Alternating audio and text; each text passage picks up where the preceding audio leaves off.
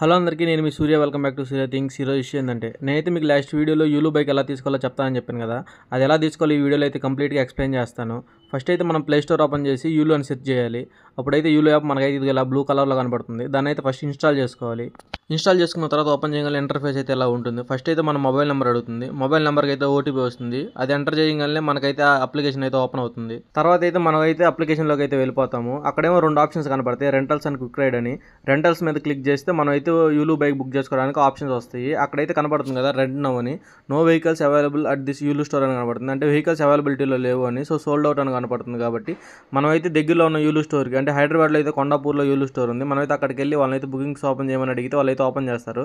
అప్పుడు మనకు కావాల్సిన ప్లాన్ బట్టి మనమైతే ఆ యూలు బైక్ని బుక్ చేసుకొని తర్వాత వాళ్ళు బైక్స్ తెప్పించిన తర్వాత అయితే మనకైతే మెసేజ్ పెడతారు. అప్పుడైతే మనం వెళ్ళి మన బైక్ని తీసుకొని వచ్చుకుంటే సరిపోతుంది. అంతతో మనమైతే యూలు బైక్ తెచ్చుకున్న ప్రాసెస్ అయితే కంప్లీట్ అవుతుంది. వాటికి ఏమేమి డాక్యుమెంట్స్ కావాలో నేనైతే నెక్స్ట్ వీడియోలో